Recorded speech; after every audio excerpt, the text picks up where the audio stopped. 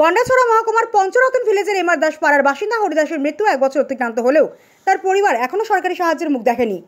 গত বছর এই দিনে হরিদাস সহ 4 জন জেলে প্রতিদিনের মতো ডুম্বুর জলাশয়ে মাছ ধরতে গিয়েছিলেন, কিন্তু হঠাৎ ঘূর্ণিঝড়ের কবলে পড়ে তাদের জীবন ওলটপালট হয়ে যায়।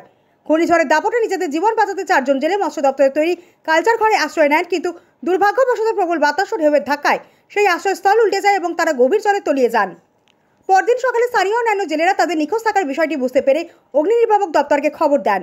পরবর্তীতে দমকলের কর্মীরা এলাকাবাসীদের সহায়তায় গভীর জল থেকে তাদের উদ্ধার করেন এবং গন্ডাছড়া মহকুমা হাসপাতালে নিয়ে যান, যেখানে চিকিৎসকরা তাদের মৃত বলে ঘোষণা করেন। একসঙ্গে 4 জন জেলের মৃত্যুর ঘটনায় এলাকায় শোকের ছায়া নেমে আসে। তখন প্রশাসনের উচ্চপদস্থ কর্মকর্তা, জনপ্রতিনিধি, এমনকি নেতামন্ত্রীরাও হরিদাসের বাড়িতে ছুটে যান এবং তার পরিবারের পাশে থাকার আশ্বাস দেন। বিশেষ করে মৎস্য দপ্তরের ইন্স্যুরেন্সে 5 লক্ষ টাকা সহ সব ধরনের সরকারি সাহায্য দেওয়ার প্রতিশ্রুতি দেওয়া হয়েছিল, কিন্তু 1 বছর কেটে গেল হরিদাসের পরিবার সেই প্রতিশ্রুতির বাস্তবায়ন দেখতে পায়নি। সরকারি সহায়তার বদলে তারা শুধুই আশ্বাসের অপেক্ষা পেয়েছে। হরিদাসের স্ত্রী, বৃদ্ধ বাবা মা এবং 2 সন্তান চরম দুশ্চিন্তার মধ্যে দিন কাটাচ্ছেন। তারা জানিয়েছেন মৎস্য দপ্তরের ইন্স্যুরেন্সের টাকার জন্য সমস্ত প্রয়োজনীয় কাগজপত্র জমা দেওয়া হয়েছিল, কিন্তু বারবার তাদের বলা হয়েছে আজ নয় কাল পেয়ে যাবেন। এইভাবে 1 বছর পার করে দেওয়া হয়েছে। সম্প্রতি মৎস্য দপ্তর জানিয়ে দিয়েছে তারা 1 টাকাও সাহায্য করতে পারবে না।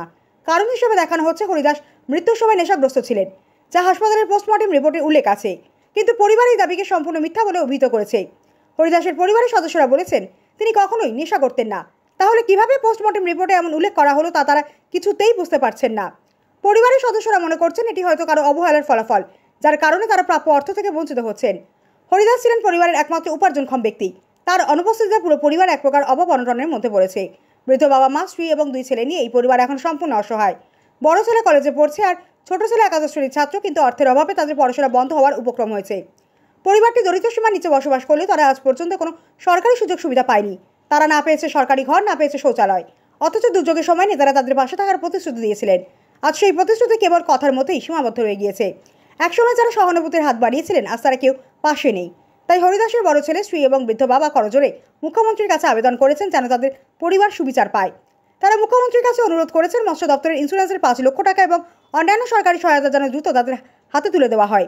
এখন দেখার বিষয় খবরটি প্রশাসনের উচ্চ পর্যায়ে পৌঁছানোর পর মুখ্যমন্ত্রী ও সংশ্লিষ্ট দপ্তর কি ব্যবস্থা নেন।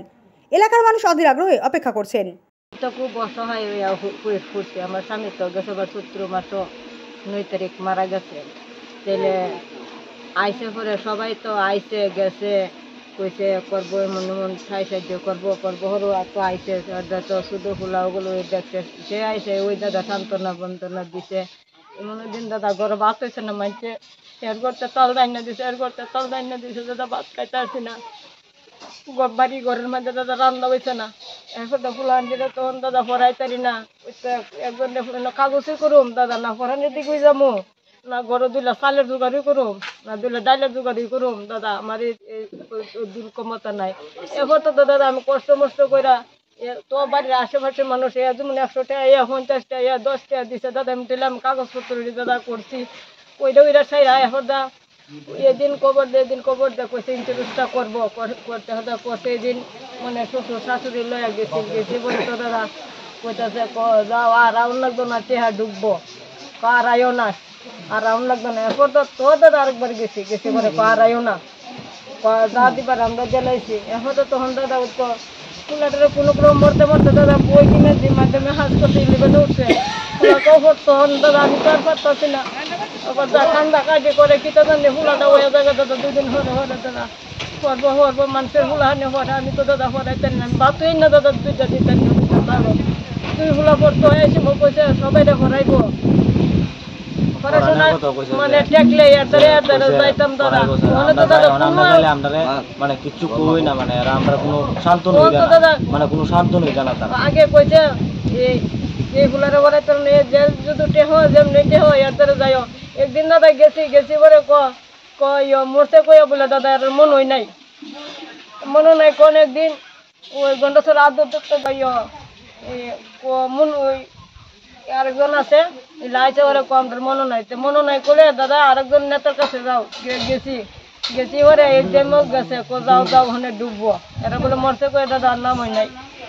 এবার তো দাদা আসছি গেছি খাইছি, যে যেমন হাসে বাড়ির আশেপাশে যেমন আইনা কাওয়ান টাওয়ান দিছে খাইছি, সময় খাইছি না খাইছি। আর ওই আমরা একটু আসা হয় কি করছে দিব হঠাৎ দিদি তারা আইছে আর দিদি তারা যেমন মার মতন যেমন আইছে আইসে না ফিজো মরাইছে কইছে তুমি তো টেহ ফুলা হান্দে পরাই বেলা হইলে তুমি গিয়ে গিয়ে আমরা জানাই কই দাদা হন তো আর ফাত কই নাই আমি দাদা খুব বসয় কই আমি সবার বুদ্ধি নাই দাদা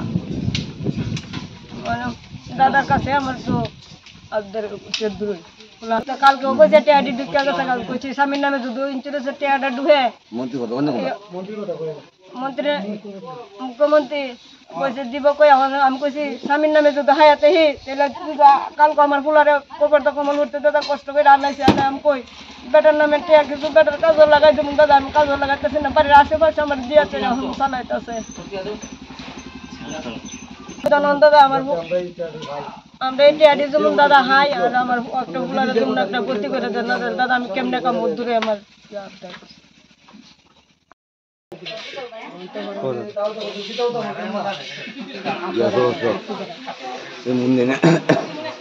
চৈত্র মাসের 9 তারিখ আমার ছেলে সাতজনের মধ্যে তারা জীবন কাপে বাঁচতে গেছি বাঁচতে গিয়া দিনের আকাশে গন্ডগোলে এই গোলে করে তারা একসঙ্গে 4 জন লোক আছে ছেলে সহ তারা 4 জন একসঙ্গে মারা গেছে। এরপরে রাত্রে 9টার সময় ফোন করছে আমার নাতিয়ে যে ফোন অফ করা তখন সকালবেলা আমার পুত্র বলে কইছে এই তোমার বাবা আছে না ফোন নাম্বারটা দাও ফোন নাম্বার দিতে ফোন করে দেখা যায় তারা ডুম্বুর নৌকা দিদা মানুষ নাই ডুম্বুর হতে তোমার খবর করাতে এটি প্রশাসন বলতে যারা আছে সবাই এই জমি সহ বিয়াম সহ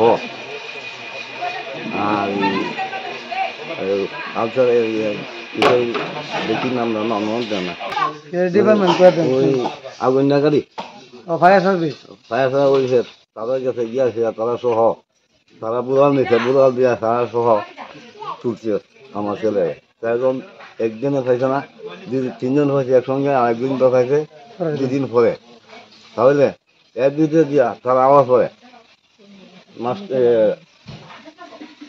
পোস্টমর্টম করেছে পোস্টমর্টমের মধ্যে কোনো ছেলে কোনো নিঃসবত নাই ওখান দিয়ে গেল 6 মাস 7 মাস পরে তারা বলতেছে যে তারা নিঃসবত করেছিল আমার ছেলে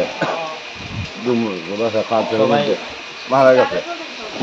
সবাই কাছে আমরা গিয়া অনুরোধ করলাম জানাইলাম তারা চুই সবাই দিব বললা খামো বললা ওখান দেখা গেল তারা বলতে চুই এটা তখন কেউ গুরুত্ব দেয় না দেওয়ার সঙ্গে কি ওখানে সামাজিক তারা আসিল এই লাশ তুলতে গিয়া তারা কাছে আমরা মন্ত্রী মুখ্যমন্ত্রীর কাছে আমি অনুরোধ আমি যাতে নাতি পুত্র বলতে দেয়া যাতে নিশ্চয় জায়গা কাটতে পারি আচ্ছা আবার একটু সুবিধা করে দেয় এই আমার ব্যুরো রিপোর্ট হাল্লা।